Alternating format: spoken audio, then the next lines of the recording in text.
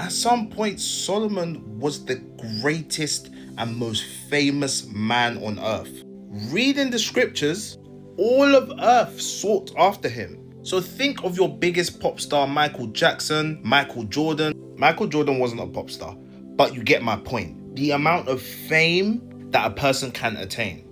Solomon probably tripled it, quadrupled it.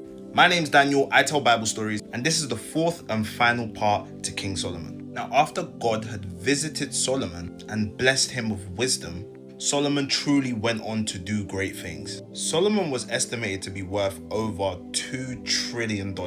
Silver those days was worthless due to how rich Solomon was. He built this beautiful temple which nothing on earth could be compared to at that time. He spent quite a portion of his years building this temple. I believe it was about 20 years. He built a beautiful throne. But one thing that Solomon had, most people that have studied in the Bible, other than Jesus of course, and maybe Paul, Solomon was ridiculously productive. He was always building something. Solomon was doing so well that he caught the attention of God again. God appears to him and tells him, if you continue in how well you're doing and never let your heart turn to any other God, I'm gonna make sure that for the rest of the days that ever exist, there will always be one of you and King David's offspring on the throne. But if you don't, I'm gonna take the kingdom away from you. So Solomon continued in the ways that pleased the Lord.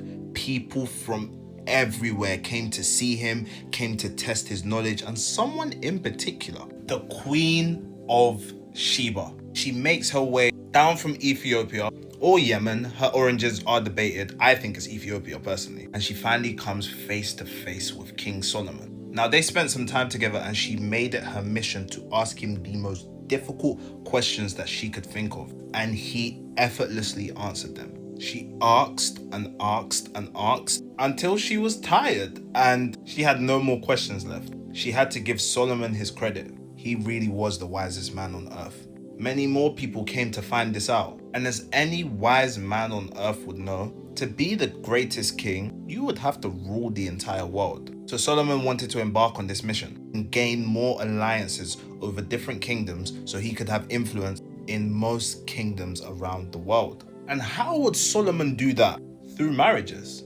And he got married over 700 times. And he had about 300 concubines. So that's like 1,000 partners. Many of his wives were princesses. So that was alliances with hundreds of kingdoms. So Solomon had influence everywhere. He was sought everywhere. You could say he almost had the entire world in his hands. All of this was given to him by God. But Solomon would make a mistake. Most of the women that he married were women that worshipped false gods. And God had commanded the Israelites, do not marry these Moabite women. They will surely turn your heart away from me. But Solomon loved these women. He held them so close to his heart. So in his elderly days, he made a mistake and he let his heart turn away from the God who gave him everything to the false gods of his wife. So Solomon would hear from God one last time telling him, take him back everything I gave you. But you know what? Because I love your father David, I'm not going to do it your days. I'll do it in the days of your son. Also, for the sake of your father David, he said he wouldn't take it all. He'll still leave a kingdom for them. So in all the great things that King Solomon did, it all came crashing down because of following desires that were contrary to God. Ultimately, his heart turned away from God. In Solomon's old age, he wrote about this experience. It's called the Book of Ecclesiastes, a very, very good read. But ultimately, that's how the story of King Solomon ends. And everything God said he would do, he did. So what is it worth gaining the whole world but losing your soul? I hope you've enjoyed this video. I'm going to leave the next story to be a surprise, but I know you guys are going to enjoy it. God bless you and have a lovely day.